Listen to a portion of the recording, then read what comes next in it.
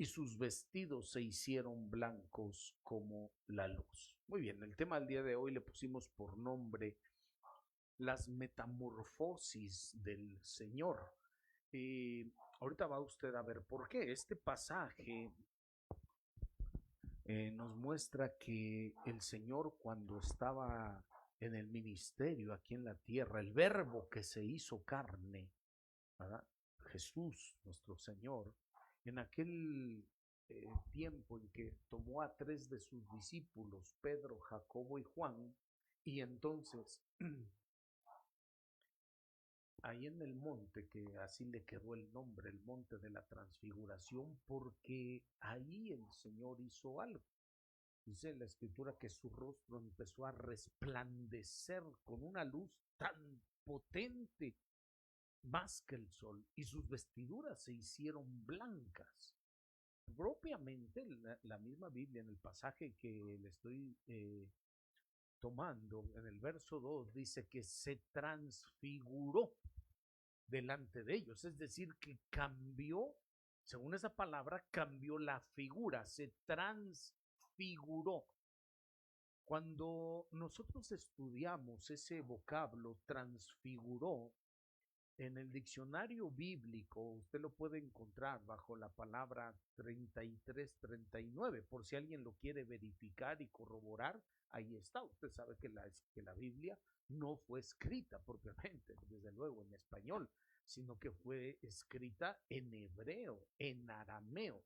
Y algunos textos después los copiaron y los pasaron al griego, algunos, ¿verdad? Pero, por ejemplo, el Evangelio de Mateo no fue escrito en griego. Mateo no era griego. Después hicieron una traducción así. Bueno, a final de cuentas, lo que nos interesa es que ahí es una palabra, transfiguró, es una palabra que dice metamorfo, metamorfo, de donde proviene el que se dice ahora metamorfosis. Es una palabra compuesta, metamorfo. Nosotros en español tenemos muchas palabras compuestas para que entendamos, por ejemplo, cuando alguien dice el vicepresidente de la institución, entonces vicepresidente, y entendemos que es un solo vocablo compuesto de dos. Así, metamorfo es compuesto de dos, meta, que significa cambio o modificación, y morfo significa forma, modelar o modelo, naturaleza. Entonces, el que él se metamorfó, lo que dice ahí la Biblia, cuando nosotros leemos se transfiguró, se metamorfó, lo que está diciendo él cambió su forma, tuvo una modificación en su forma, en su naturaleza. Es lo que está diciendo. Bueno, lo que me interesa para el caso es que lo que vamos a predicar el día de hoy es que podamos entender a la luz de la escritura. Recuerde esto.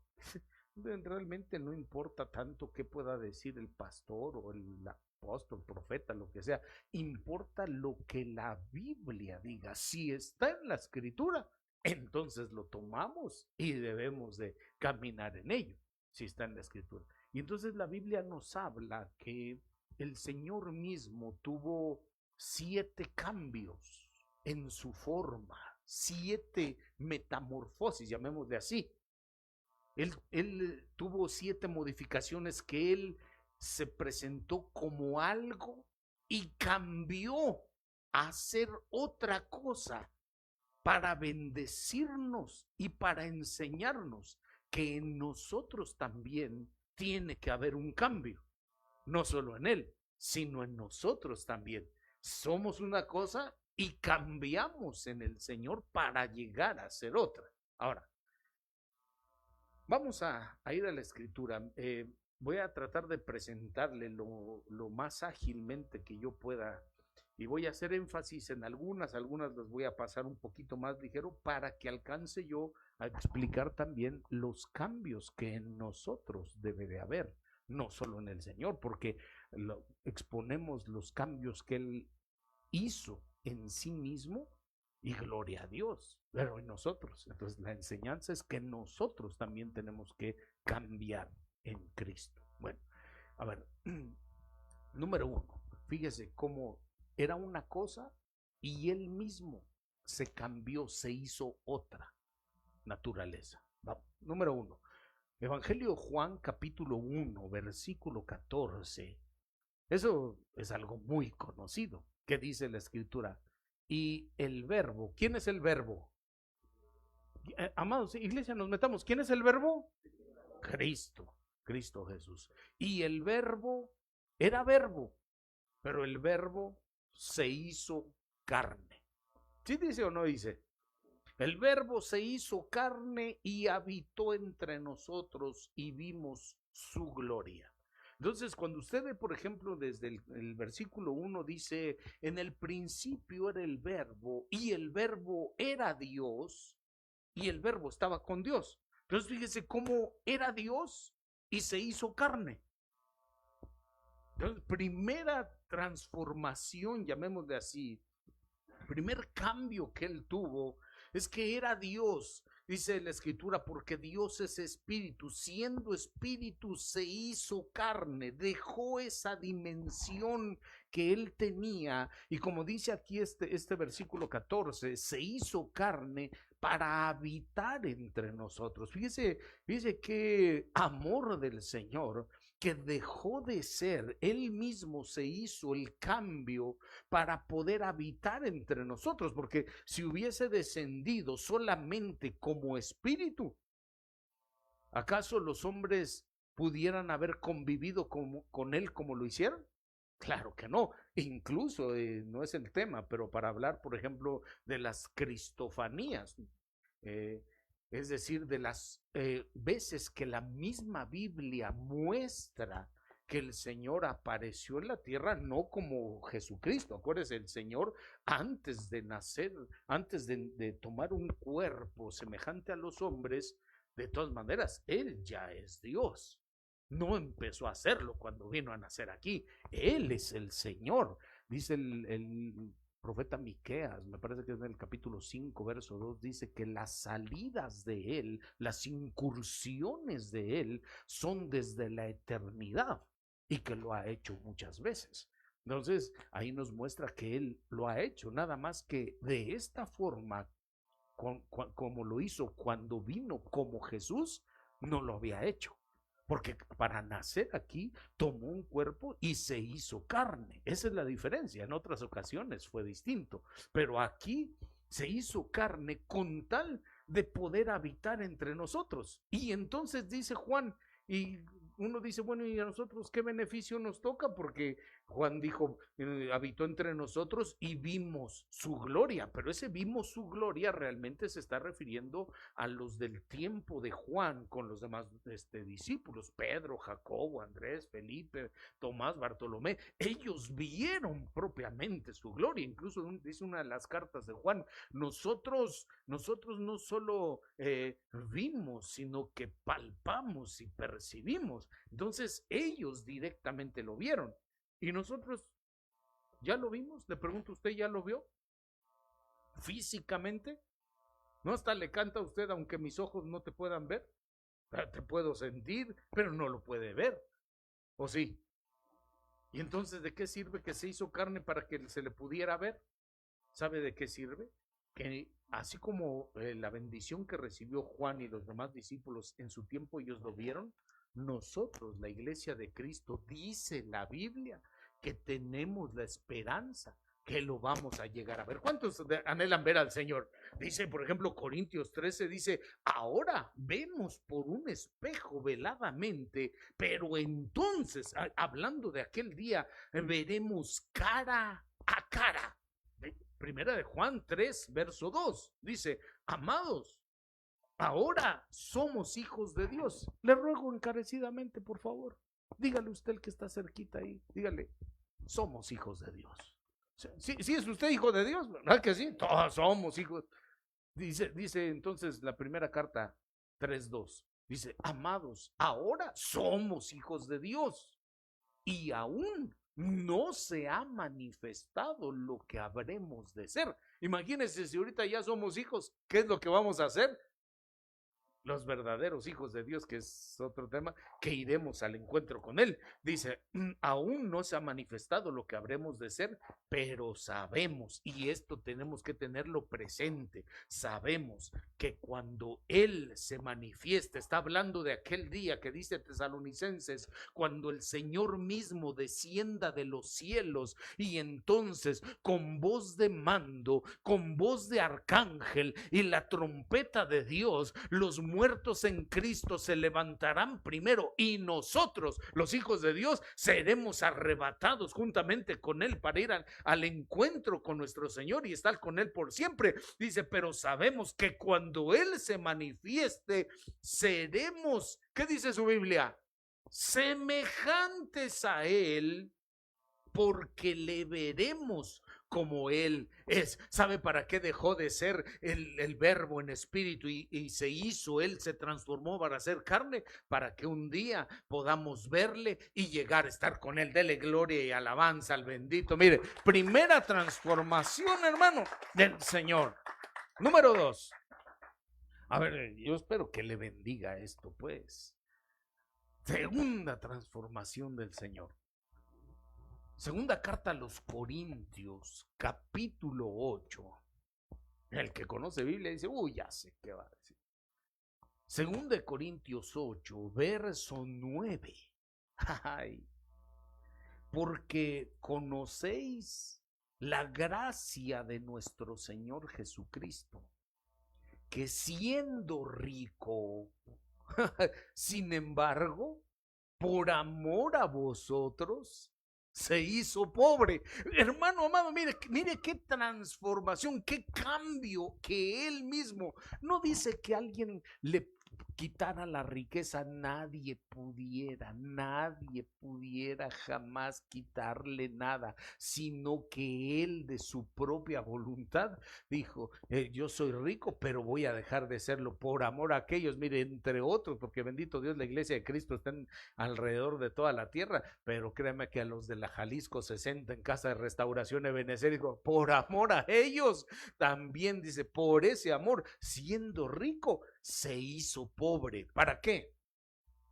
Ay, porque entonces pobres nosotros y ya pobre Él. ¿Así dice? Para que nosotros, para que vosotros, por medio de su pobreza, llegáramos a ser ricos. Hermano, usted y yo en Cristo vamos a ser ricos. ¿Cuántos dicen amén? ¿Alguien recibe esta palabra de parte de Dios? Vamos a ser ricos. Ahora, hermano, yo pensé que sí, usted alegrar un poquito más. ¿Sí, amén o no, amén? Ahora, nada más que no piense usted solo en el billete, pues. La pregunta es, ¿ricos en qué? ¿Ricos en qué? Porque según Él nos creó en esta vida, aquí ahorita donde estamos, somos, dice Tesalonicenses 5, espíritu, alma y cuerpo.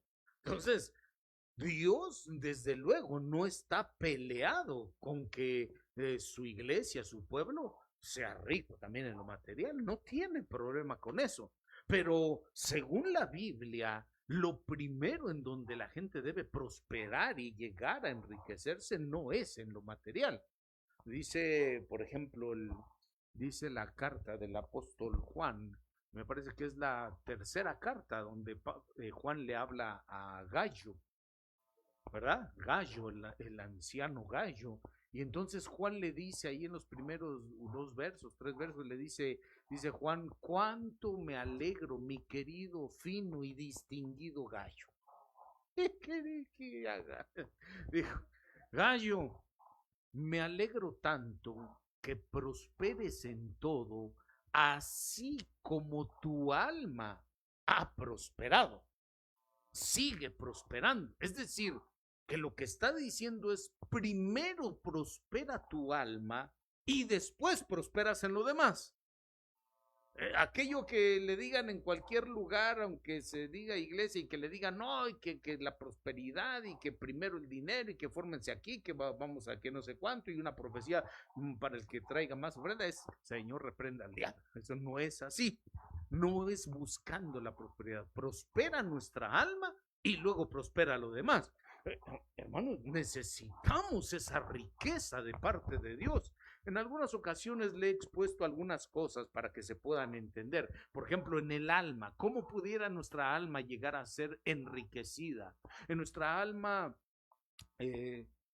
hemos sabido por la escritura que nuestra alma se puede también de alguna manera decir estudiar, así como el cuerpo se puede estudiar, y el cuerpo sabemos que está formado también por 613 partes, contando entre venas, arterias, músculos, huesos, órganos y todo, 613 partes el cuerpo, que en alguna ocasión le enseñaba yo en un discipulado. Esas 613 partes del cuerpo coinciden exactamente con los 613 mandamientos de la escritura, de la Torá, y que no son 10 mandamientos. Una cosa es el decálogo, que esos 10 están dentro de estos 613, pero lo que la Biblia manda son 613 mandamientos, ¿no? Y que cada uno de ellos tiene correlación con una parte del cuerpo. Pues el alma, en una forma muy simple de decirlo, el alma se puede dividir en tres partes: en la voluntad, en la mente y en la parte afectiva o los sentimientos. Bueno, parte de una cosa muy sencilla, por decirlo así, de dividir el alma. Pero si se estudia un poquito más, comentaba yo en alguna ocasión que hay algo que se llama anatomía del alma. Entonces, cuando se estudia un poquito más el alma, vemos que también se puede dividir en 613 partes. Y que entonces cada parte del alma le corresponde a una parte de nuestro cuerpo. Y corresponde exactamente con un mandamiento. Les explicaba, nada más esto le digo y ya regresamos, porque esto en alguna ocasión yo lo expliqué, que por ejemplo una enfermedad, no todas las enfermedades son por causas espirituales y no todas son por causa del alma, algunas sí. Entonces, cuando otras son por causas naturales, pues aquel que se pone a querer jugar en un equipo, un deporte, cuando ya se tiene más de las 5 décadas, 4 décadas, y se quiere poner a jugar como un muchachito, lógicamente, hermano, que no se va a poder levantar en 3 semanas, ¿no? Peor si lo patean, ¿no? Entonces, hay lesiones que pueden ser naturales. Alguien comió mucho, comió algo descompuesto, se enfermó el estómago, una enfermedad natural por una causa biológica, pero hay otras que son, por ejemplo, por causas espirituales. Ejemplos clásicos pudiera ser la famosa mujer encorvada que dice Lucas capítulo 13, ¿no? En el verso 18, me parece que es Lucas 13, en donde dice la escritura que ella estuvo enferma por 18 años, encorvada y de ninguna manera se podía enderezar. Entonces, hay enfermedades de las que la toma la gente y no se puede enderezar por nada. No solo que no se endereza físicamente, esa enfermedad le trae una merma a la economía y no puede enderezarse en la economía. No puede enderezarse en la relación familiar por causa de la enfermedad. No puede enderezarse en nada. Hasta que dice ahí ese pasaje que el Señor Jesús llegó a la sinagoga y la hizo libre, la sanó de aquello que tenía. Y cuando los fariseos se enojaron y dijeron, oye, ¿por qué la sanas? ¿Por qué la enderezas en día de reposo? Fíjese que esos eran los religiosos, como diciendo, déjala ahí, hombre, hay que se aguante otro poco. Cuando no sea de día de reposo, ahí a ver si la encuentras, ahí la sanas. Si no, hay que se quede así. ¿Cómo creer, hermano? Bien. Y entonces él contestó y dijo, ¿por qué si ella es hija de Abraham y ha tenido la enfermedad? Dice, esta es una atadura que Satanás le puso por 18 largos años. Lo que quiero llevarlo es que hay enfermedades por causas espirituales. Este es un ejemplo de los muchos que hay. Entonces, a veces una entidad espiritual puede ocasionar también una enfermedad.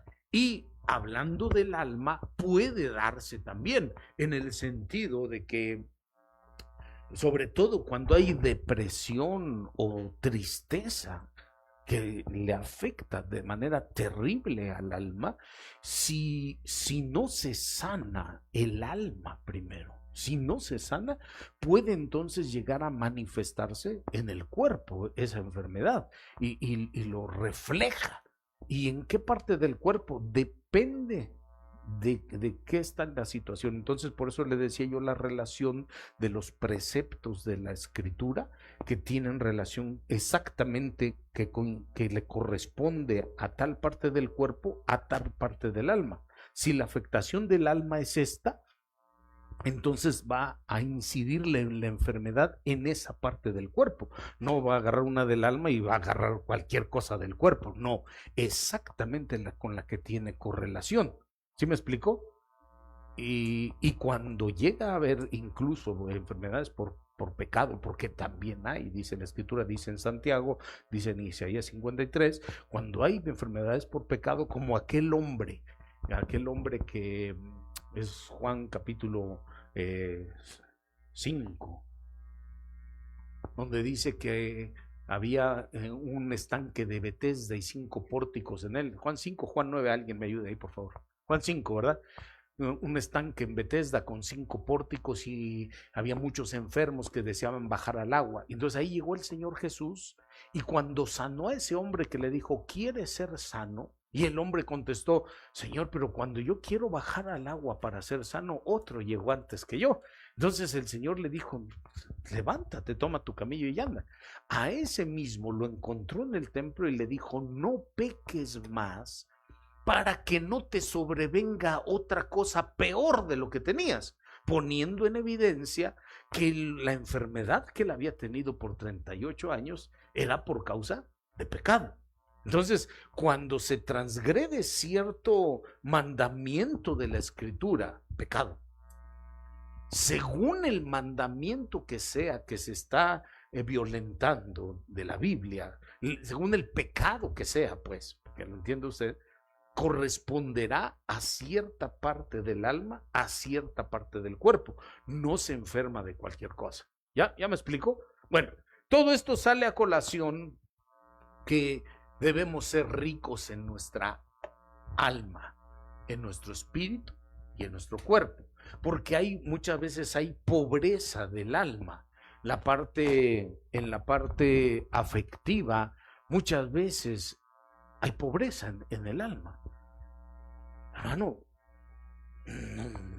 creo que no me cansaré de exponer, por ejemplo, en un matrimonio, en cuántas ocasiones no, al paso de los años, en vez de que abunde en riqueza, se va haciendo pobre. Es decir, pasa el curso de los años y el esposo con la esposa debería ser más cariñoso, ¿verdad que sí? Debería prodigarle mayores cuidados, mostrarle un afecto más grande, más sincero, el amor más fuerte. Porque cuando de jóvenes, de jovencillos, para conquistarla, mi amor, ¿dónde te pongo? Los regalos, canciones, mensajes, textos, postales, o mire, si hay algunos que todavía nos tocó, de aquellos de que no había teléfonos inteligentes como ahora, eran un poquito más atrasados los teléfonos, y para enviar una imagen de un corazoncito tenía uno que ponerle crucecita y pasarle espacios y otra cruz y espacio, y hacerlo así, y ahí estaba batallando con tal de querer agradar a su amado. No sé si a alguien le tocó todavía hacer cartas un recado, una carta, y te espero a la salida, ¿qué hora sales por el pan? Y cosas esas por el estilo, hermano, pero se esforzaba por darle lo mejor. ¿Por qué el alma tendría que empobrecerse? Estoy hablando de la parte del alma que tiene los sentimientos, los afectos.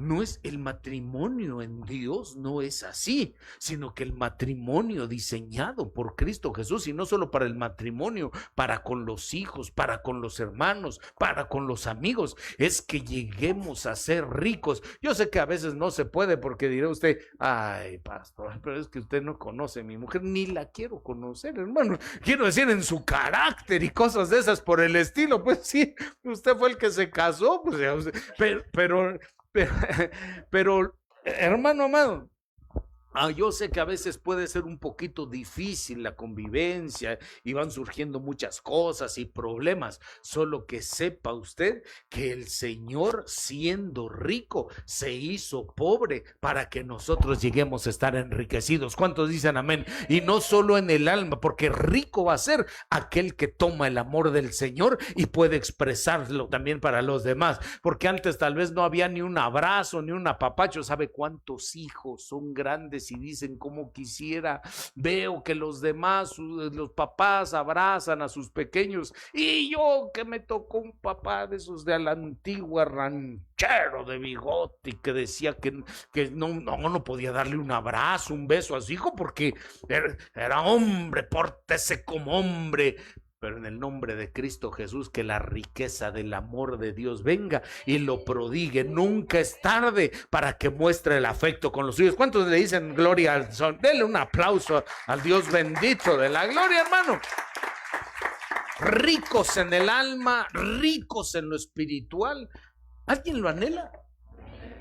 Hermano, muchas veces podemos decir, me incluyo, me pongo ahí, que decimos, bueno, es que gloria a Dios, y hey, ¿cómo fue tu conversión? ¿Y cuándo conociste a Cristo? No, porque yo en tal año, y tú, no, yo te rebaso. Si tú llevas apenas 7 años, yo llevo 15, otro dice yo llevo 23, otro dice no sé cuánto, y como le he dicho en ocasiones, vergüenza, no, pena nos debería de dar decir, llevamos tantos años en Cristo y nos portamos así como somos.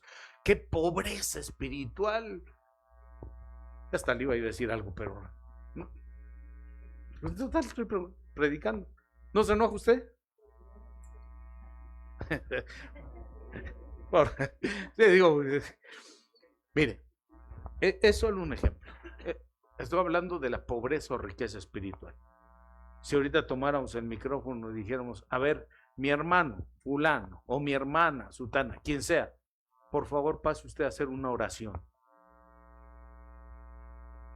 Y lo primero que debería preguntar es, sí, pastor, ¿por qué voy a orar? ¿Por qué o por quién? Bueno, va usted a orar ahorita para por la casa de fulano de tal. Tendría que decir amén, y con Biblia, aquí, Padre, en el nombre de Cristo, y pedirle de acuerdo a la escritura. ¿Va usted a orar por el hermano enfermo fulano de tal? ¿O va usted a pedir, o va usted a dar una oración de gracias porque el Señor hizo tal milagro? ¿O va usted a decir, pero hermano, oremos? ¿Y sabemos? ¿O nos piden que oremos por una cosa y oramos por otra?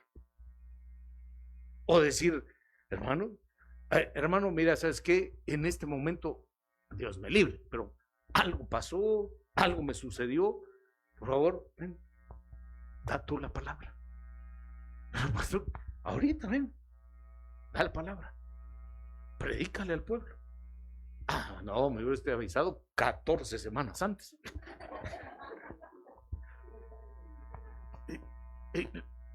¿Tenemos dones?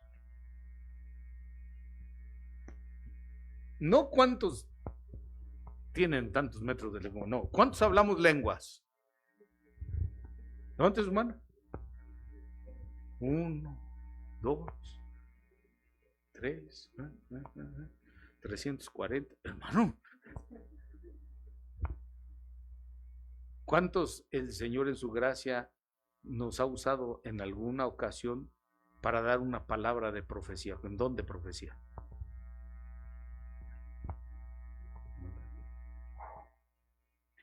En sanidades, en milagros. Voy a preguntar lo sencillo: ¿cuántos tienen fe? hermano, hermano. Porque, mire, ahí están todos. Y lo que dice la Escritura es que el Espíritu de Dios, entre otras cosas, apareció y vino en este tiempo precisamente para dar a la iglesia del Señor esos dones. ¿Acaso no está? Mire, se lo podría mostrar en varias cosas. Tal vez el pasaje, uno de los más hermosos que hay, hablando de aquella sombra, cuando Abraham, que representa al Padre, envía a buscar esposa para su hijo Isaac. ¿Y a quién envió a buscarlo? Al siervo más viejo de su casa. Eleazar es el que fue a buscar y le dijo: no puedes buscar esposa para mi hijo de entre las de Canaán, del mundo no, sino de aquella que es de entre mis parientes, dijo. Y ahí tuvo que ir aquel siervo Eleazar. Cuando usted sabe la historia, estoy hablando de Génesis capítulo 24, perdón, Génesis capítulo 24, y entonces cuando llegó ahí en el pozo, llegó Rebeca, ¿se acuerda? Que es la que llega a ser la esposa del hijo. Es una sombra en la Biblia, mostrando que la mujer que se va a casar con el hijo.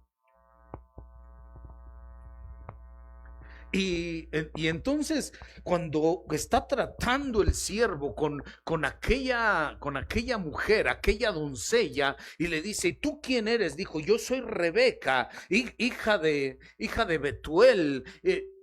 Y empieza a tratar con ella, y entonces cuando le saca el agua para los camellos y todo, el siervo dice: esta es, en ella se cumplen las señales, y le pone los brazaletes y le pone el anillo. ¿Se acuerda? En alguna ocasión lo explicamos aquí, y hasta le pregunté y le dije: ¿dónde se pone el anillo? En la nariz.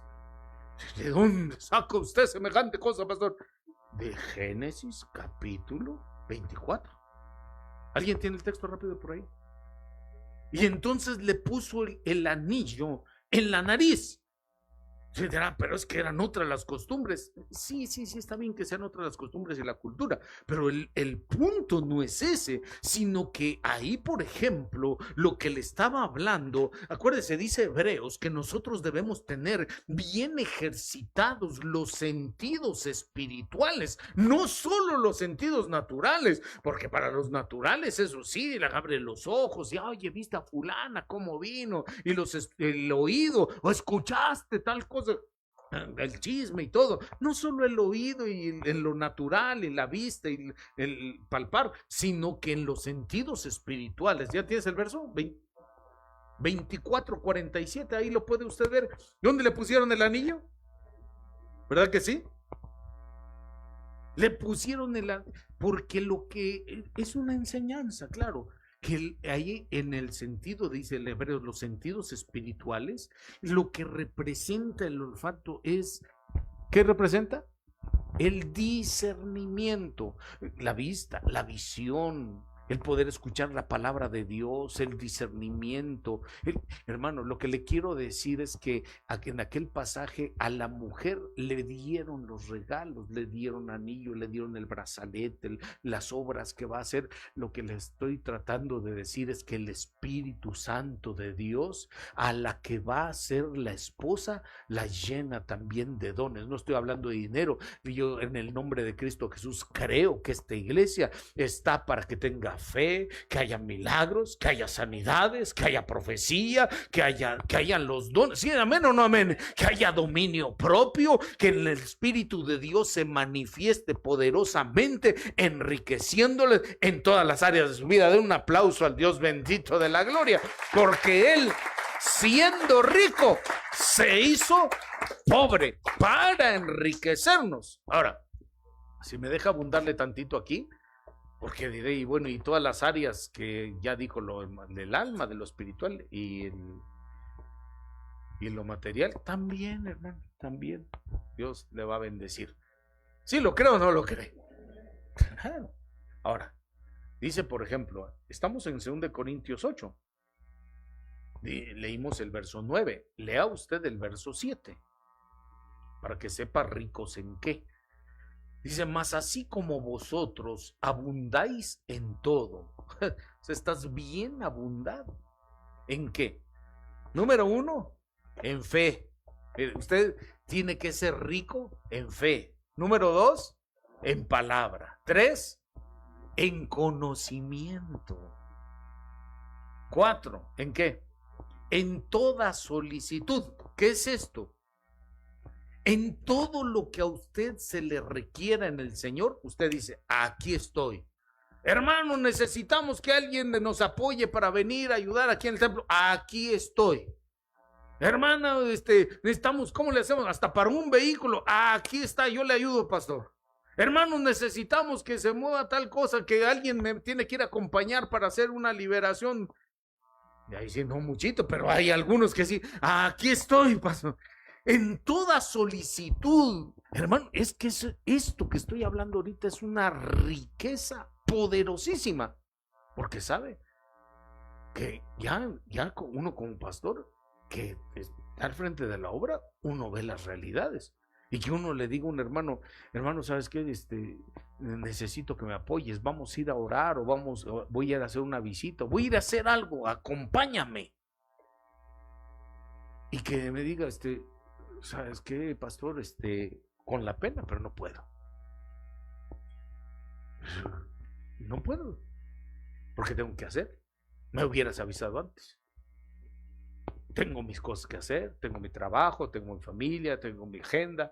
Es muy válido, por supuesto que es muy válido, porque tiene sus responsabilidades, es muy válido. Si pues, la gente no está propiamente al servicio del pastor, es muy válido, pero hay quienes son tan así que de alguna o de otra manera, tal vez por sus circunstancias que viven o Dios los lleva a ser así, pero algo que se les solicite, aquí estoy. Aquí estoy. A eso se refiere cuando dice, ustedes abundan en toda solicitud. ¿Alguien quisiera ser rico en eso? En toda solicitud. Y no solo eso, dice, y en el amor que hemos inspirado en vosotros. Ser rico, se llama el amor inspirado. Este amor no es el amor que usted tiene, sino, ahorita, espérame tantito, sino que este amor es un amor que uno llega a tener por ver lo que otros hacen. Cuando usted lee completo el pasaje, ¿a qué se refiere el pasaje? ¿Alguien conoce el pasaje de Corintios 8? Se lo cuento. El pasaje se refiere a que Pablo llega con una gran ofrenda, pero estoy hablando de monetaria, pero ofrendón, que las iglesias de Macedonia le habían dado para que llevara a Pablo, para que tuviera para su viaje y para que llevara para ayudar a los hermanos de Corintios también, que estaban en grandes penas económicas. Y entonces Pablo dice, es que esos hermanos de Macedonia inspiran en amor por lo que ellos hacen, porque las iglesias de Macedonia, dice la escritura, dice Pablo, es que ellas están dando no porque fueran ricas monetariamente, ellas sufrían de gran pobreza, pero con todo y la escasez que tenían, era más el amor que ellos tenían que la escasez.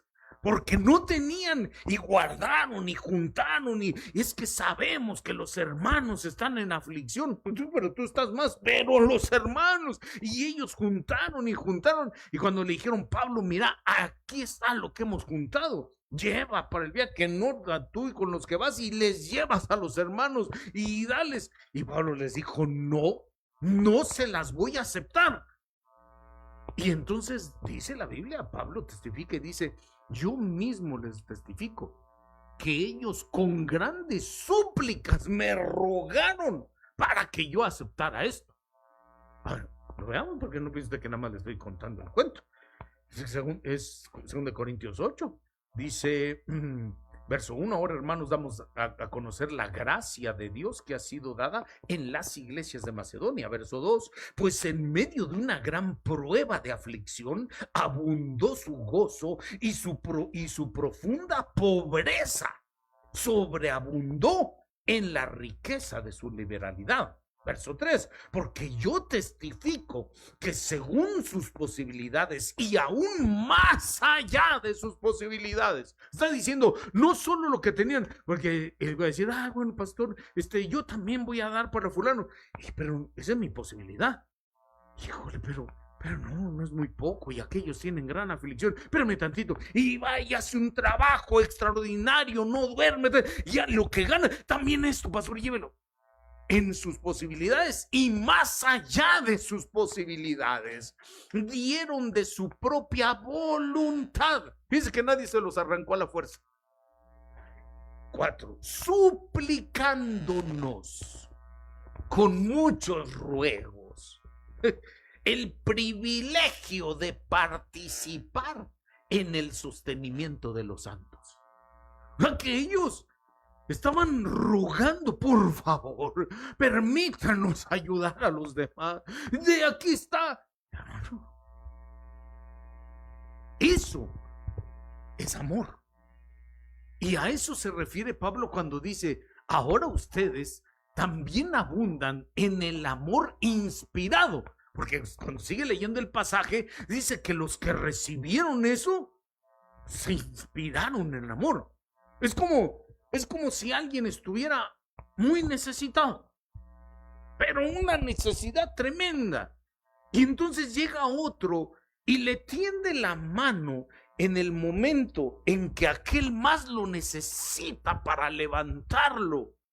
¿Usted cree, acaso no, que la persona que recibe tal ayuda, tal beneficio, acaso no también se inspira a decir, un día yo podré ayudar a los demás? Eso se llama amor inspirado.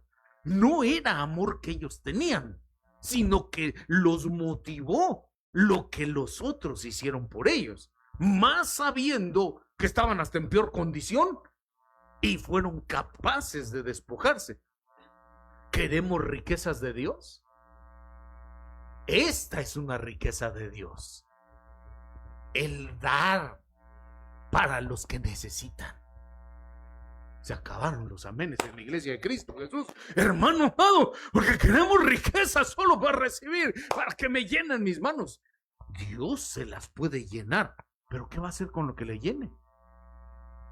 Diga conmigo, dar para lo que necesite. Tampoco no es el plan humanístico de ahí salga usted a dar para los niños. Ahora que pasaron los reyes magos, que no sé qué, que se viste usted, no, y que voy en las colonias pobres, en los semáforos para los muchachitos chicleros. No estoy hablando de humanismo. La Biblia no dice que le salga a dar a los pobres. El Señor Jesús dijo, a los pobres siempre los tendréis.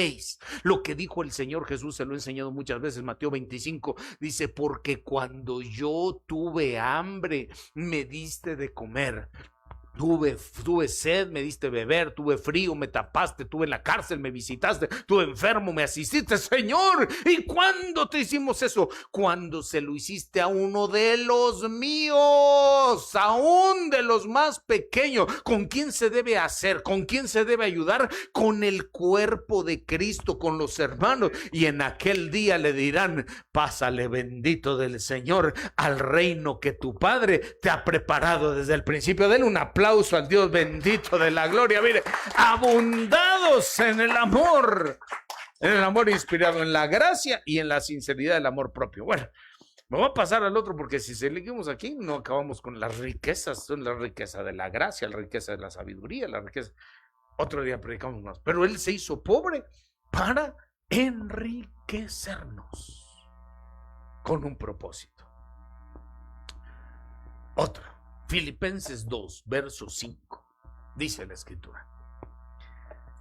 Haya pues en vosotros esta actitud que hubo también en Cristo Jesús, el cual, aunque existía en forma de Dios, pues cambió esa forma. No consideró el ser igual a Dios como algo a que aferrarse, sino que se despojó a sí mismo y tomando forma, forma, Tenía forma de Dios y tomó forma de, ¿qué dice? De siervo. Entonces se hizo siervo. No lo hicieron. Él cambió su forma. Él se modificó. Él, siendo Dios, dijo, pues sí, pero tú hizo el cambio para venir en forma de siervo. Incluso dice un pasaje tan maravilloso de la cena del Señor en los evangelios, cuando lo describen, en todos los evangelios hay cosas preciosísimas de la cena del Señor. Pero, por ejemplo, cuando Juan narra esto de la cena, ¿cuántos capítulos agarra Juan solo para narrar la cena del Señor? Dice que habiendo terminado de dar la cena, entonces el Señor se quitó su manto y agarró otra vestidura. Mire, se quitó la forma de Señor y de Maestro, el manto, y se ciñó. En nuestra versión al español, ¿qué dice? Una toalla.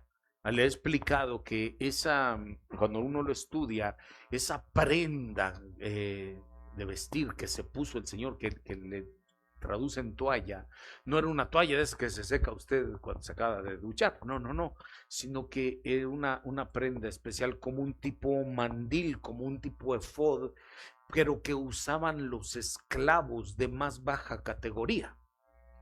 Eso no lo usaba cualquier siervo, solo los siervos más bajos, los más bajos, y se la ceñían precisamente para lavar los pies de sus amos. Entonces él se quitó el ser maestro, el ser Señor, y se puso la toalla tomando aquel lebrijo o aquella vasija de agua y empezó a lavarle a los discípulos, empezó a lavarle. Ya le enseñé también que no significa que literalmente ahora nosotros estemos lavando aquí todos los callos, no, sino que habla de la ministración para limpiar el caminar espiritual de la gente, ¿no? Ya se lo enseñé en alguna ocasión. Y entonces el punto es que él se hizo siervo. Y cuando terminó, entonces él les dijo: ustedes me dicen maestro y señor, pero si yo, siendo el Señor y Maestro, hago esto, haced ustedes también lo mismo. ¿Sí les dijo o no? Fíjese, ya, solo le dejo ahí para que ya usted, si le interesa, ahí le descarga usted la escritura ahí, le busca. Dijo: ustedes me dicen maestro y señor, y lo soy, pero aclara y dice: no maestro y señor, porque yo que soy Señor y Maestro. Entonces primero ponen lo de Maestro y luego Señor. No. Soy primero Señor y luego Maestro. Sí, perdona. Entonces ya, siempre ya, Señor, ¿no? Y entonces dice en Marcos 10:43, pero entre vosotros no es así, sino que cualquiera de vosotros que desee llegar a ser grande será vuestro servidor, y cualquiera de vosotros que desee ser el primero será siervo de todos, porque ni aun el Hijo del Hombre vino para ser servido, sino para servir y dar su vida en rescate de muchos. Pero ¿a qué vino? Fíjese que siendo Dios se transformó y se hizo siervo para enseñarnos, hermano, que nosotros también tenemos que hacer lo mismo. Si a eso nos llamó, o acaso no, cuando estaba con Moisés le dijo: Moisés, ahí en la zarza, sí, Señor, dime, ve a Faraón y le dices: así te dice el Señor, deja ir a mi pueblo para que me sirva. No dice: deja ir a mi pueblo para que nunca haga nada. No, deja ir a mi pueblo. Dice: para que me sirva. Pregunto yo, ¿para qué quisiera el Señor que nosotros le sirvamos? ¿Acaso no tiene a ángeles, arcángeles, querubines? ¿Cree usted que no él pudiera ordenarle un arcángel? A ver, ángel, haz la obra. Y él pudiera hacerlo, pero por supuesto que 1000 veces mejor que nosotros. ¿Sí o no? ¿Y por qué quiere el Señor que nosotros le sirvamos? ¿Sabe por qué? Le voy a decir, yo espero que se anime usted con esto. Porque la única señal en la Biblia que hay. Si encuentra usted otra y me avisa. No, va a faltar alguien que diga, el domingo que viene se la traigo, pastor. No, bueno, ahí lo cheque usted. Pero la única señal que hay en la Biblia, que usted y yo ya no le servimos a las tinieblas, ya no le servimos a Faraón, porque estando en Egipto, ¿a quién le servían? A Faraón. Estando en el mundo, se le servía al rey del mundo, a Faraón. Y ahora habiendo salido del mundo, venimos a servir al Señor, porque la única señal que ya no se le sirve a aquel es que le sirvamos a Dios, porque escrito está, nadie puede servir a dos señores al mismo tiempo. Así es que sepa usted, si usted le sirve al Señor, esa es señal que ya no le sirve para nada al otro. ¿Cuánto dicen amén? Den un aplauso al Dios bendito de la gloria. Si le servimos al Señor, mire, ya no le servimos al otro. Yo pensé que si iba usted a animar más. Bueno, en otra ocasión se la dije, se la digo también. Mire, para todo el que le sirve al Señor hay tantas bendiciones, porque escrito está. Escrito está. Dice, porque no hay arma forjada que prospere contra ti. Sepa usted que aunque los demás le quieran hacer daño, que haya alguien que quiera levantarse, puede ser humanos, puede ser un ataque espiritual, no hay arma forjada que se levante contra ti que pueda prosperar, sino que incluso toda lengua que se levante contra ti, tú la condenarás en juicio. ¿Cuántos reciben esta palabra? Porque esta es la herencia de los hijos, no, que los hijos, los siervos de Jehová. Usted le sirve a Dios y Él hace que ningún ataque del enemigo pueda prosperar. Y además dice la Escritura que no creas que Dios es injusto como para olvidarse de cómo le habéis servido. En su tiempo Él se acuerda y lo bendice. Dile alabanza al Dios bendito de la gloria, hermano. Él se hizo siervo. Bueno, tengo aquí otras tantas más que el Señor se hizo sabiduría. 1 Corintios 1 30 y 31. Filipenses 2:7, el Señor se hizo semejante a los hombres. Ay, ya quiero avanzar con el otro punto. Filipenses 2, verso 8, y hallándose en forma de hombre, se humilló a sí mismo, haciéndose o se hizo, ¿qué dice? Obediente. Pero ¿cómo el Señor se hizo obediente hasta la muerte y muerte de cruz? ¿Y cómo ve? ¿Nos conviene obedecer o no? Solo le voy a dar este puntito para que vea usted que sí nos conviene obedecer. Nos conviene, no estoy diciendo le conviene, nos conviene obedecer. Dice Hebreos 5:9. Y habiendo sido hecho perfecto, vino a ser fuente de eterna salvación para todos. ¿Quiénes? Los que le obedecen. Ay. A ver, ¿cómo está? ¿Tenemos a Jesús por Salvador? ¿Le obedecemos? Porque dice, habiendo sido hecho perfecto, vino a ser fuente de eterna salvación, no para todos. La verdad, ni siquiera dice que para los que han creído, para los que le obedecen. Aquí a veces se confunde algún predicador, porque dice, a ver, ¿cómo está? Y entonces, ¿no que la salvación era por creer? ¿O se tiene que obedecer? ¿Qué piensa usted? ¿Con que creamos y confesemos que Jesús es el Señor, somos salvos o no? Sí, hermano, no necesita usted cumplir toda la Biblia. Usted cree en el Señor Jesucristo, lo confiesa con sus labios y cree en su corazón que el Padre le resucitó entre los muertos. Usted es salvo. ¿Sí, amén o no? Ahora, lo que Hebreos está diciendo, y no habla de la salvación, sino dice eterna salvación. Para decirlo un poquito rápido esto, porque tengo que pasar a lo que sigue, es que muchas veces la gente dice, bueno, pues si ya somos salvos, como le he explicado yo en algunas ocasiones aquí, mire, para ser salvo, con que usted crea y confíese al Señor, no apostate nunca, nunca renuncie a Cristo, no pierda su fe en Él, y usted será salvo. Es decir, su alma será perdonada y no irá a parar al lago de fuego, finalmente.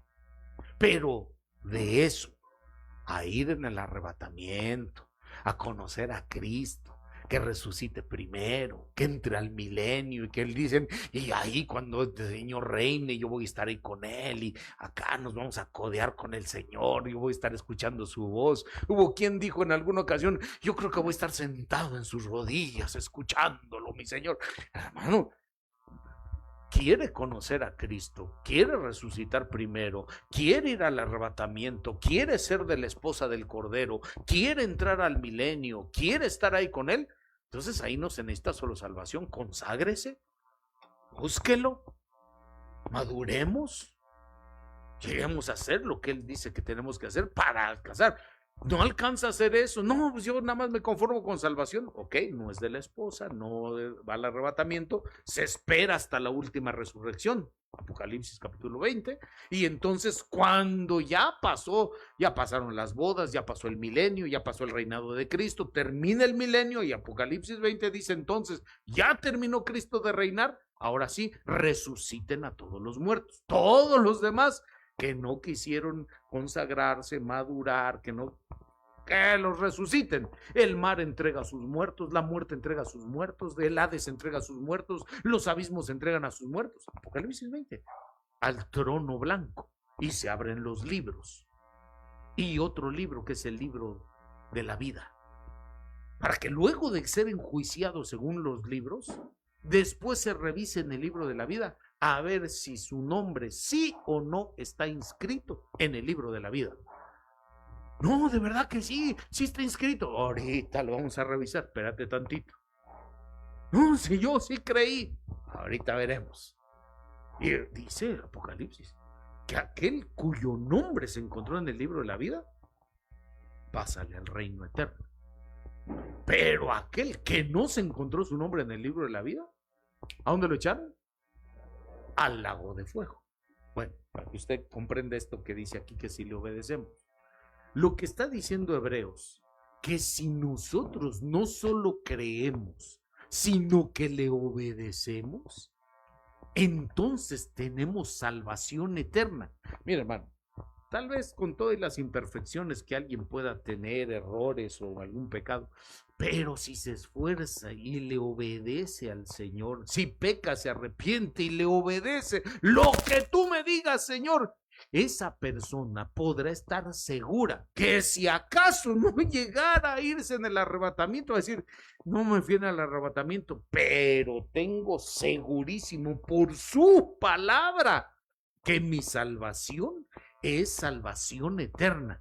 Y ni modo, no me fui en el arrebatamiento, pero cuando llegue el día del juicio, sé que mi nombre estará en el libro de la vida, porque no solo creí, sino que me esforcé y le obedecí. ¿Cuántos dicen amén? Ahora sí, denle otro aplauso al Dios bendito de la gloria. Hermano, mire, el Señor se transforma. Entonces, la última transformación que le saqué es 2 Corintios 5:21, que dice, al que nunca pecó por nosotros fue hecho pecado para perdonarnos a nosotros. Bueno, y que en nosotros lleguemos a ser justicia de Dios.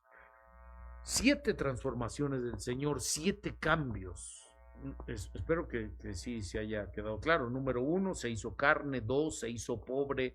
3, se hizo sabiduría, se lo comenté. 4, se hizo siervo. 5, se hizo semejante a los hombres. 6, se hizo obediente. Y 7, se hizo pecado. 7. Y quiero comentarle tantito nada más de las transformaciones que nosotros debemos tener. Si Él cambió, nosotros deberíamos cambiar también en las cosas que dice la Escritura, no en lo malo. Dios nos libre, porque hubieron personajes que lamentablemente cambiaron para mal. Déjenme una pinceladita nada más así. No, si me pongo a leerle los textos no terminamos. Una pinceladita. Personajes que cambiaron, que se transformaron para mal, que tenían lo bueno y en vez de mejorar, se inclinaron hacia el mal. Por ejemplo, número 1,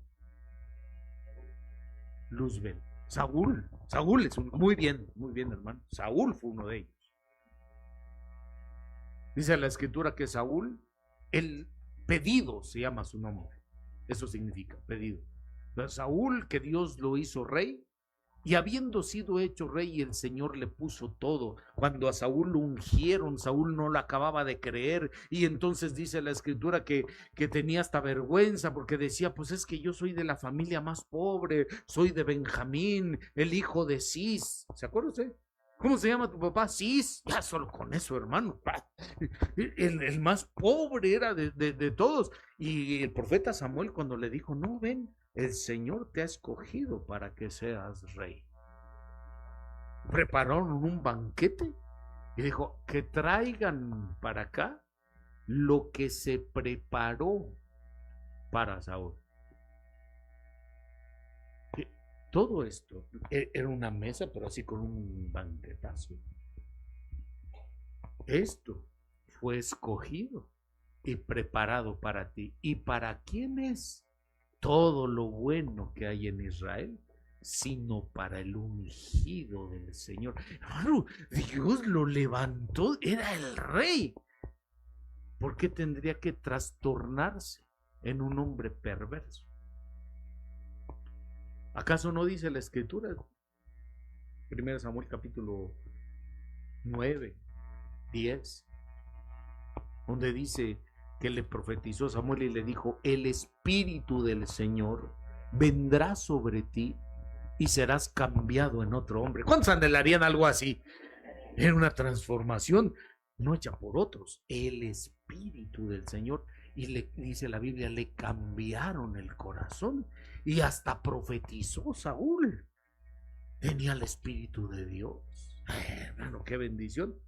Pero cuando empezó aquellos celos, que vio que había un David que agradaba al Señor, dijo, uy, no. Entonces se enfurecía Saúl por el espíritu de celos, le tenía envidia y eran unos celos y lo veía que le estaba como un lanzarín y lo agarraba la lanza y se lo aventaba. Nada más porque no cree usted que David era como muy ágil, el Espíritu Santo, a ver qué ángel le envió para que no mataran a David. Y dice la Biblia que entonces, como Saúl no entendió, el Espíritu del Señor se fue de Saúl. ¿Sí dice o no? Y un espíritu malo vino de parte del Señor a él. Y luego aclara y vuelve a decir, y un espíritu de celos vino a él. Se fue el Espíritu Santo y vino el espíritu de celos. Para aclarar rápidamente, los celos son una obra de la carne, según Gálatas capítulo 5, verso 19 en adelante. Evidentes, pues, son las obras de la carne: inmoralidades, fornicaciones, adulterios, pleitos, celos, ira, contiendas, disensiones, murmuraciones, orgías, borracheras, enemistades, brujerías, hechicerías y demás que se le parezcan. Los celos son una obra de la carne.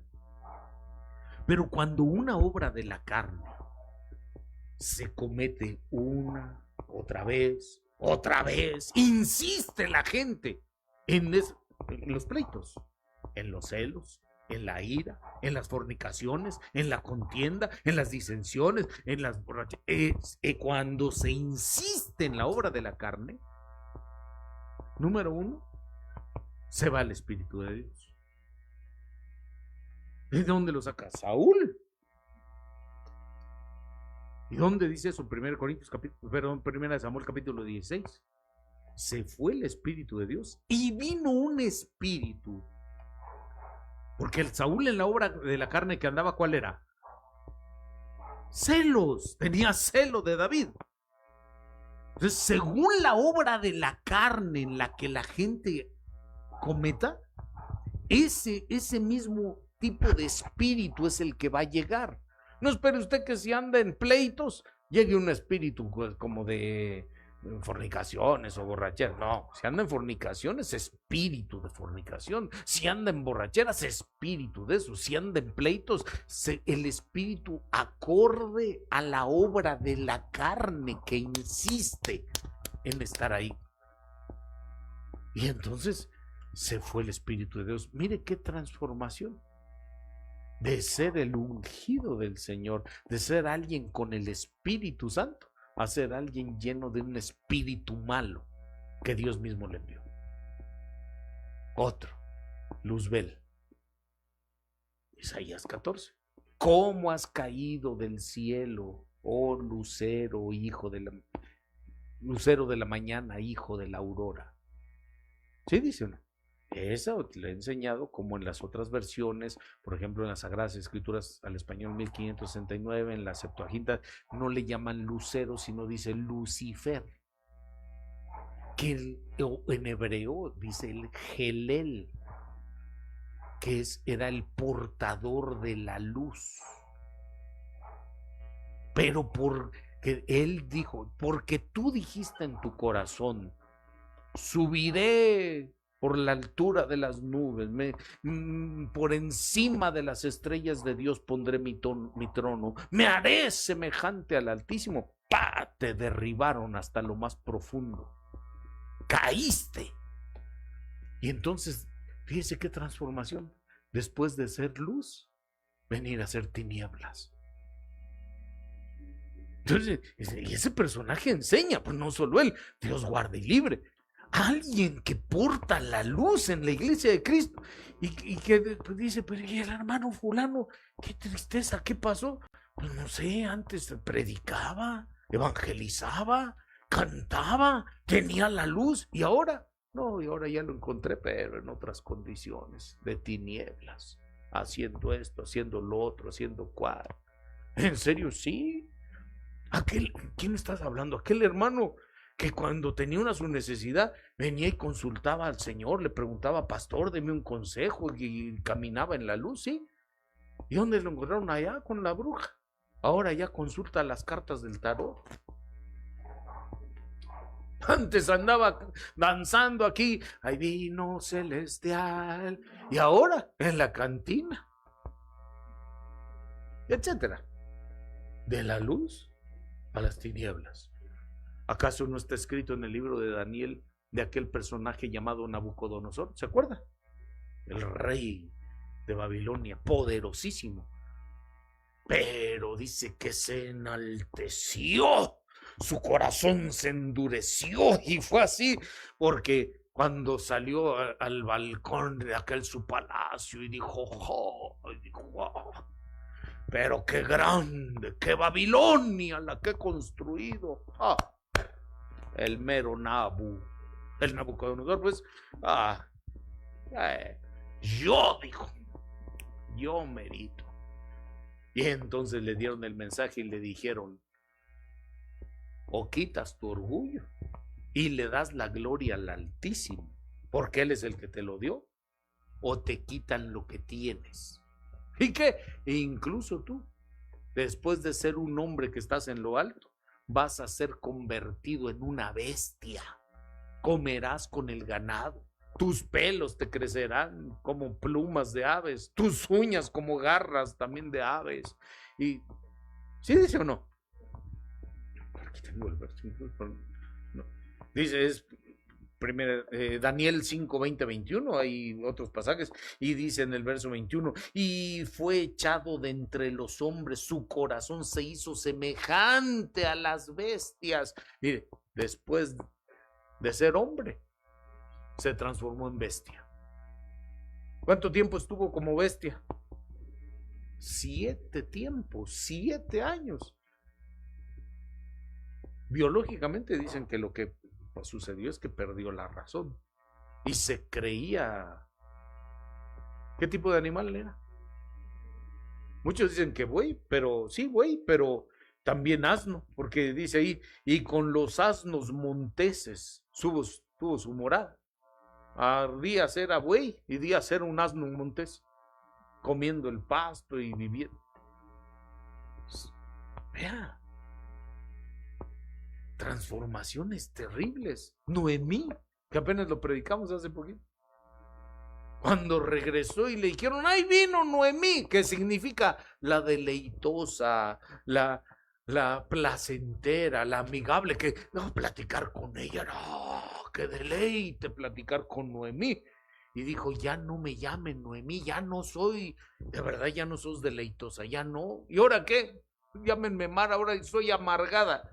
Y de ser alguien tan deleitosa a ser una persona amargada. El amarguetas le dice. Judas Iscariote.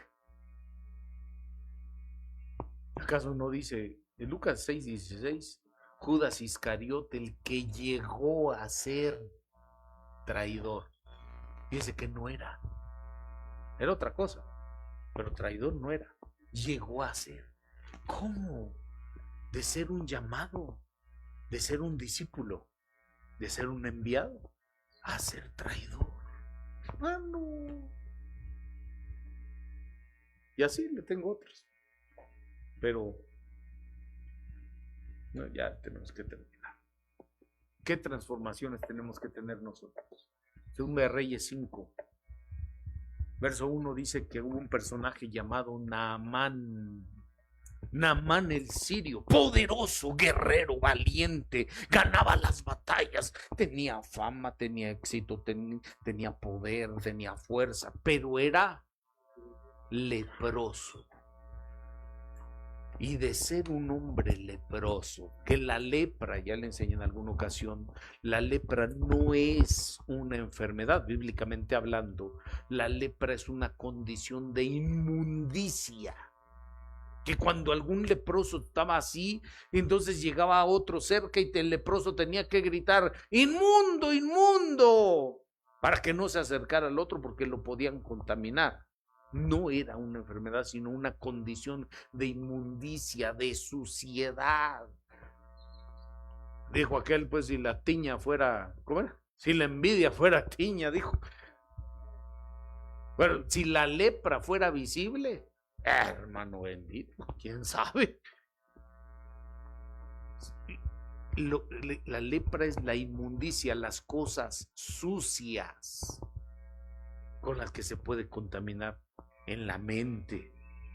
¿Cómo está nuestra mente? Limpia, ¿verdad? ¿No dice que la lepra le salía en la cabeza? ¿Sí dice o no dice? Que le examinaban la cabeza para ver cómo estaba la lepra y sabe que cuántas veces en la mente, en los pensamientos, la suciedad, la inmundicia, en las manos, en la casa. Dice que llegaba el sacerdote para cuando le avisaban, ay, a ver si no era lepra lo que le había salido a la casa. Cuánta inmundicia por las cosas que se hacen en la casa, lo que se habla en la casa. ¿Cómo quiere que esté la casa limpia espiritualmente? Si son chismes, maldiciones, murmuraciones.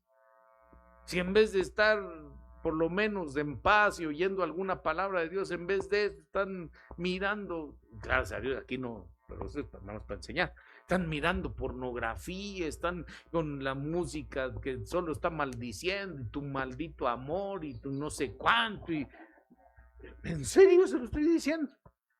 Por más que el pastor está predique y predique, mire la transformación, el cambio, y entonces no, así nací y así me moriré.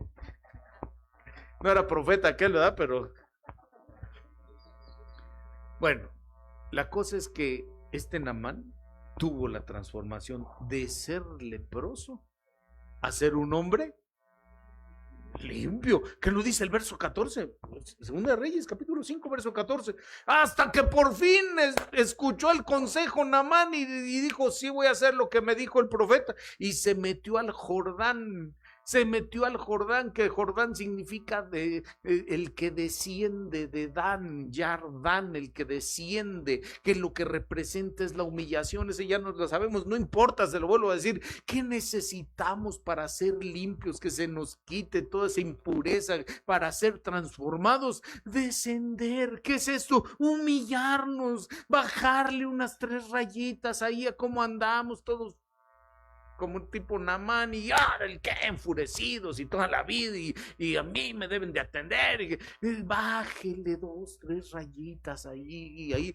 descienda, humíllese usted solo, no espere que nadie lo humille, usted solito, métase al Jordán 7 veces, no, que claro, a la primera quiere zambullida, no, pues ya oré, no pasa nada, dicen que sigo igual, pues claro, 7 veces lo que significa es plenitud, humíllese plenamente delante de Dios y le vendrá la transformación, como dice ahí, que Naamán salió con su carne limpia como la de un niño recién nacido. Alguien se humilla así, Dios dice, te vuelvo a hacer como niño. ¿Cuántos dicen amén? Denle un aplauso a Dios bendito. Usted se hace como niño y Dios le dice, esto es para el reino de los cielos, hermano amado. Bien, tengo 7, pero nada más déjeme darle esta y terminamos, porque ¿qué hago pues? Perdóneme usted. Romanos capítulo 11. Che Luisito, por favor ayúdame. Romanos 11 verso 24. El 24 nada más. Mire qué transformación. Dice, porque si tú fuiste cortado de lo que por naturaleza es un olivo silvestre, y contra lo que es natural fuiste injertado en un olivo cultivado, ¿cuánto más estos que son las ramas naturales serán injertados en su propio olivo? ¿Se acuerda de la historia de los olivos? Lo he platicado varias veces. Dice la Biblia, un árbol, un olivo, Dios mismo plantó con sus manos. Se llama Israel, el pueblo del Señor. Y hubo otro olivo que dice aquí, que ese no. Ese creció en el mundo, silvestre. No le digo a usted nada, es el que está cerca. Pero así crecimos, hermano, en el mundo, silvestres, como pudimos. Y ese árbol que creció solo en el mundo representa precisamente a los gentiles. Ahí estábamos. ¿O usted desciende de judíos? Pero dice la Biblia, pues, que entonces, como este olivo endureció sus ramas, el Señor desgajó algunas ramas, no tiró el árbol. Israel no está desechado, desgajó algunas ramas. Y que a eso se refiere el Evangelio de Juan, capítulo 1, verso 14, 11, cuando dice, a lo suyo vino y los suyos no le recibieron, las ramas endurecidas, y las desgajó. Pero a todos los que le recibieron, es decir, a los que creen en su nombre, unas ramas de aquí, que no éramos de allá, pero creímos, les dio el derecho de llegar a ser hijos. Entonces tomó de unas ramas de acá, tampoco tomó todas. Por eso es que no todo el mundo es salvo, sino solo los que fuimos arrancados de aquí. Me dice, para ser injertados, dice Romanos 11, en este árbol, contra toda naturaleza.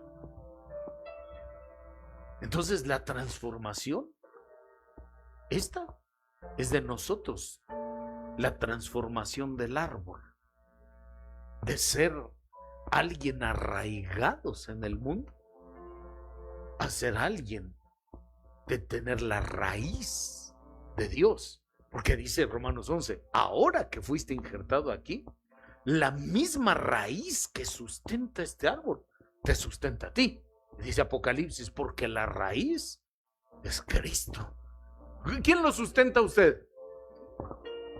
Y este árbol viene a ser alimentado por las ramas, alimentado por la misma savia que corre en él, el Espíritu de Dios. Entonces, como árboles, tenemos una transformación, un cambio. Está en toda la Biblia. ¿Acaso no dice, porque vosotros sois plantío de Jehová? ¿Sí dice o no? Cuando tenemos esa transformación, nada más le aclaro, tiene que ser arrancado de acá. No puede seguir apegado a lo de acá. Lo arrancaron las ramas y las injertaron acá.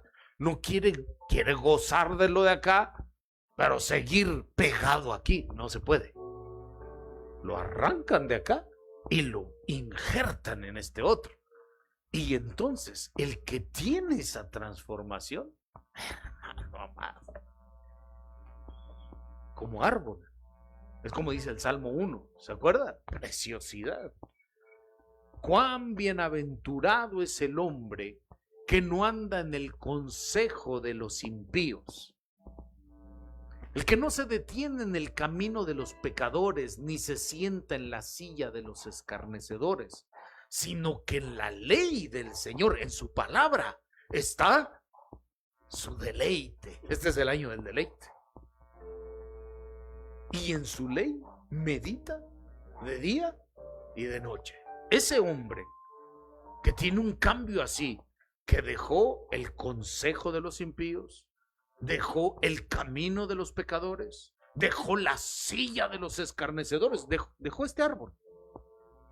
Y ahora medita en lo de acá, en la palabra del Señor. Ese árbol, dice el verso 3, ese hombre será como árbol plantado junto a corrientes de agua viva, que da su fruto a su tiempo y su hoja no se marchita, sino que en todo, por favor diga conmigo, en todo lo que hace, prospera.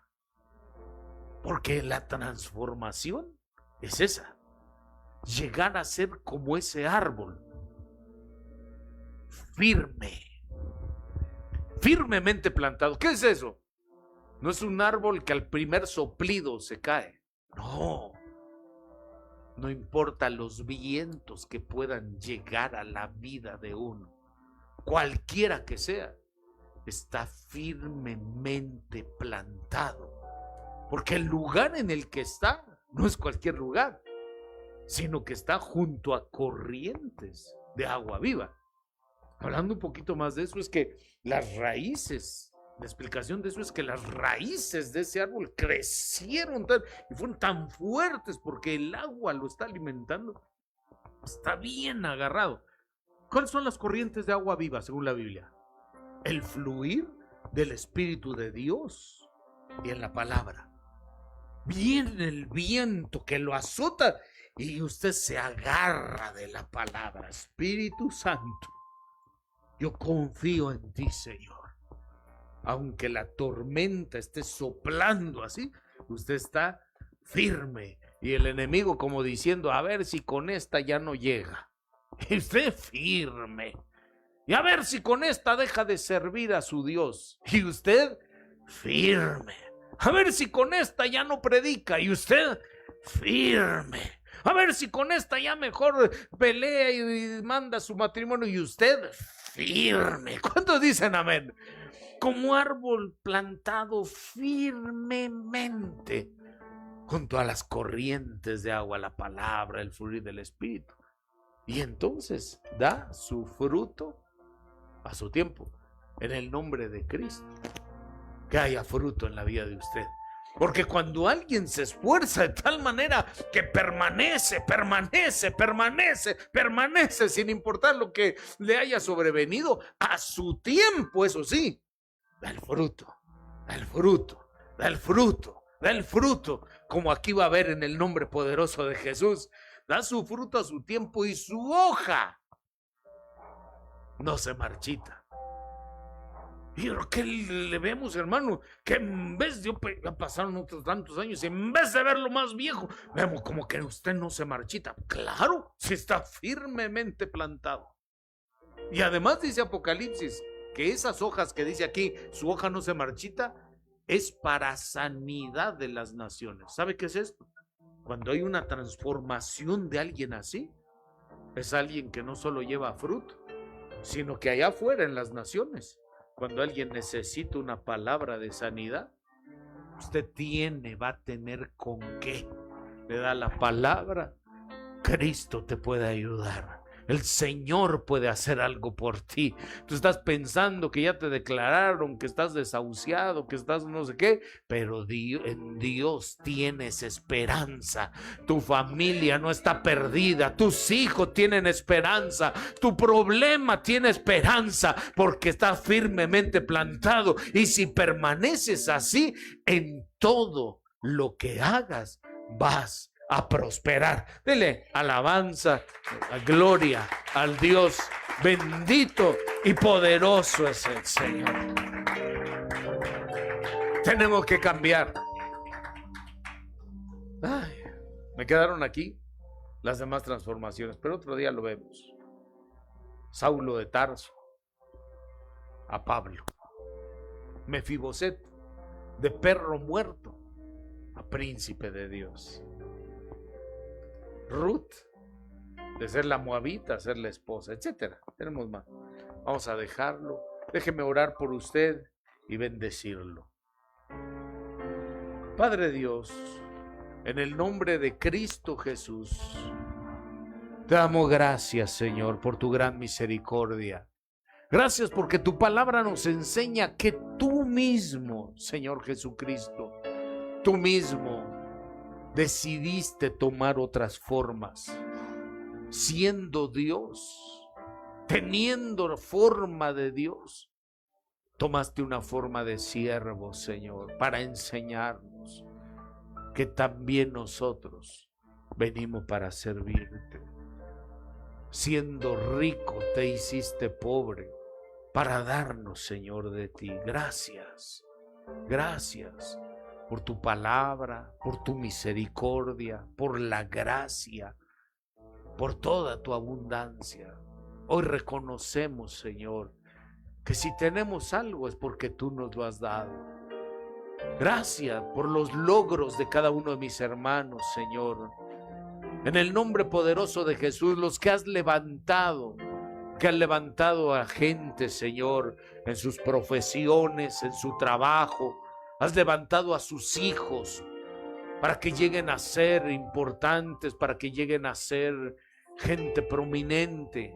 Gracias porque tú has levantado, Señor, a gente con palabra tuya.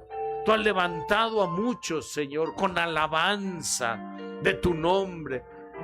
¿Cuántos de tus siervos, Señor, son bendecidos por ser esos vasos de honra en tu casa? Gracias, ayúdanos, por favor, para que permanezcamos en ti, Señor, y aún seamos transformados para ir a más. Te damos gracias, Señor. Hoy te bendecimos. Tu palabra nos enseña, Señor, y nosotros lo creemos, que nos tomaste como aquel árbol, como aquellas ramas de ese árbol del mundo, para venir a injertarnos a tu pueblo. Pues tu palabra, Señor, nos enseña que antes éramos lo necio del mundo. Éramos, Señor, lo débil del mundo.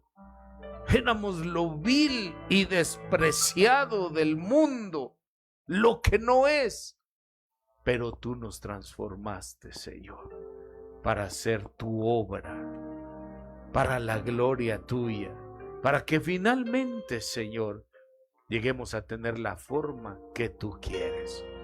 En tu nombre, Padre, te ruego por Jesucristo nuestro Señor, que haga de nosotros los discípulos que debemos ser, hombres y mujeres libres, siervos útiles, buenos y fieles, vasos de honra para tu casa, Señor, hijos de obediencia, piedras vivas que alaban al Señor, que edifican, sacerdotes del Dios Altísimo.